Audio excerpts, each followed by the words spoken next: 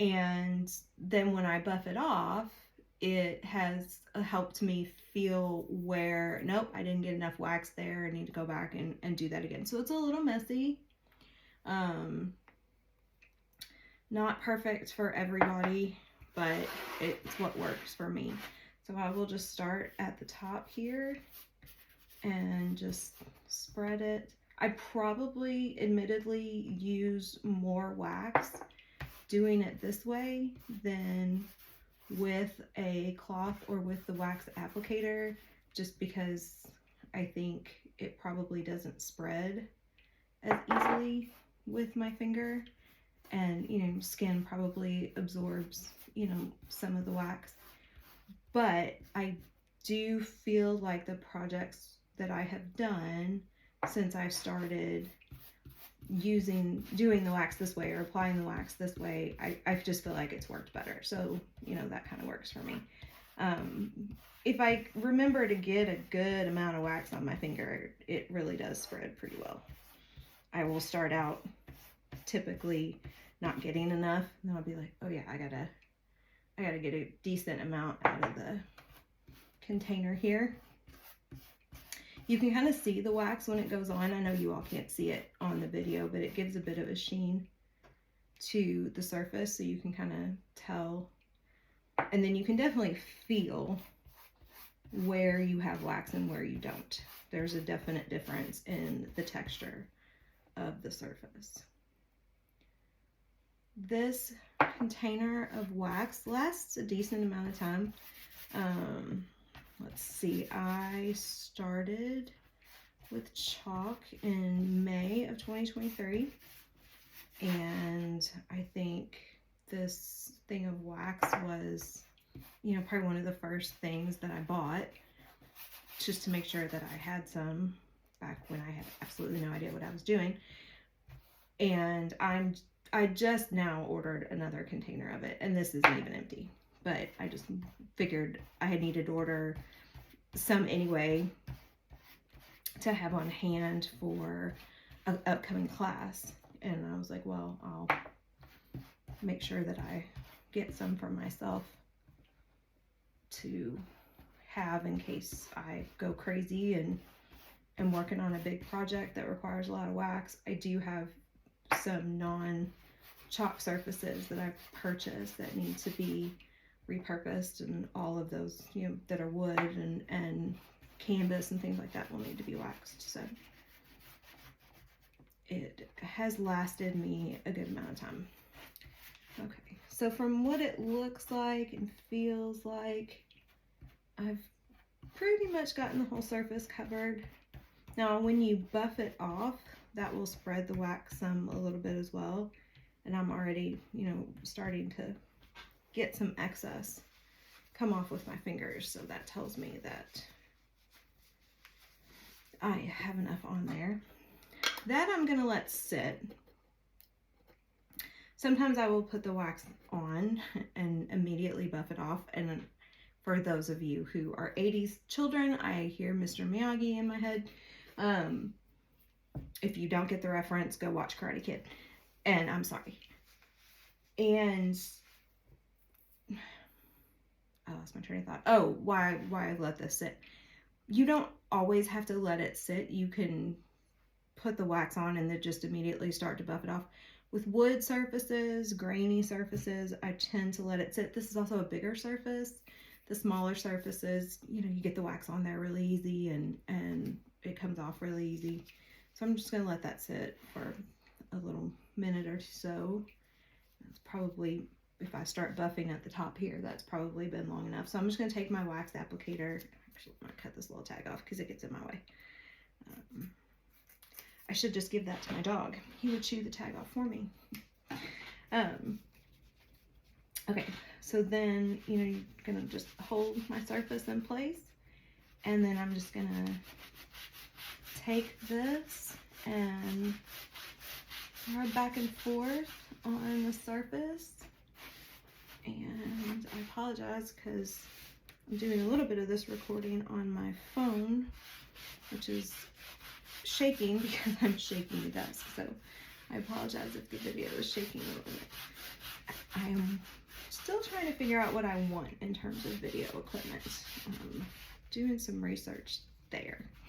So hopefully there will be a new setup in my world sometime soon.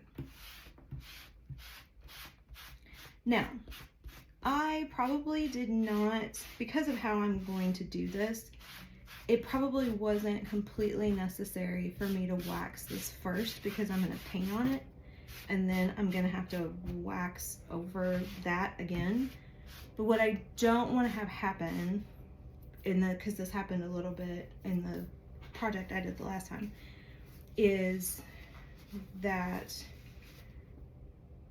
the transfer stuck to the paste that I painted and not only lifted a little bit of the paste I was using to fill in the words, but also some of the paste that I painted with. So I'm hoping that, I hope that makes sense. I'm hoping that by waxing it some, that paste will adhere better and prevent that sort of double lifting that happened. Okay, so now the painting that I'm gonna do is just gonna be really thin and light, kind of messy. I don't want it to look like I was trying to paint the entire surface of the board. And I'm gonna put a little bit, this is a color called Sincerely Yours, and I'm actually gonna put a little bit of this, maybe too much of this, in the lid, in the jar lid, so that I can get it wet and thin it out a little bit. And if you're going to paint with the chalk paste, that is recommended that you kind of thin it some. And I want it to go on thin, so I definitely want to do that. So I came out of my video, sorry. So I put a little bit of water in the lid, and I'm just gonna stir that up. So normally when you are chalking and you're stirring your paste, you're thinking like maybe like a yogurt consistency. For me, if I paint with it, I want something a little bit thinner than that. And again, because I am wanting this to go on kind of thin and not like completely cover, I do want it thinned out some. No, you all can't really see the texture, but if it's feeling right to me, feeling how I want it. I am also, I didn't think about this till just now, so I apologize. I'm gonna get some paper towels to set this on while I paint it, because I'm gonna go off the edges a little bit probably. And I just really don't want purple all over my desk. Not that it won't come off, but I do have stains on my desk from where I have been painting or talking and gotten it everywhere. Okay.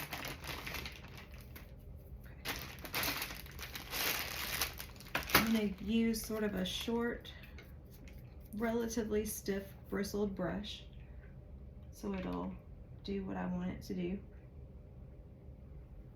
I'm going to kind of start in the middle.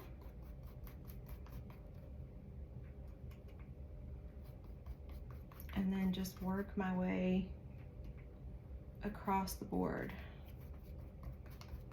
And again, this is just exactly what I'm wanting it to do, and the wax is actually thinning it out even more as I go, which is good.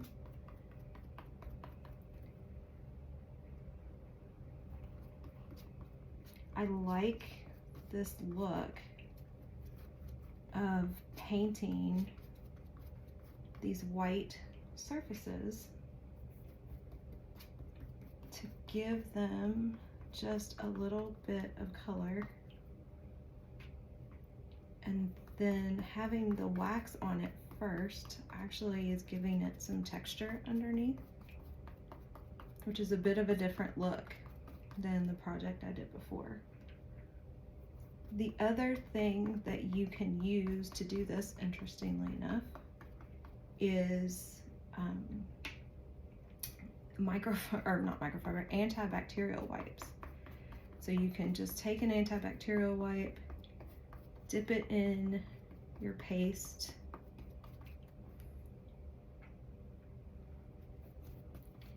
and then spread it over your surface. Now, if you're gonna do that, I would recommend that you kind of squeeze out that antibacterial wipe a little bit first, because they get really obviously wet. They're wet, and so it gets kind of messy. If you get some of the excess liquid out of it, it makes it a little less messy. You will end up with chalk all over your fingers because it will bleed through, but that's okay. I'm gonna go back up here and make sure in some of these spots I'm going all the way up to the edge, but not everywhere. And then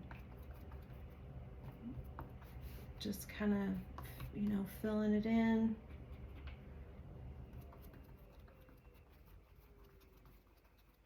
You can see how where it's drying, it's kind of pulling the paste a little. But again, that's just, in my mind, just giving it a little more texture to the back that I wouldn't have necessarily had I not waxed it first. I'm not going to go all the way down in this corner because, again, I don't want to cover the whole entire area. Just kind of spread this out. What I might do, so I'm going to do the other side of this with a different transfer.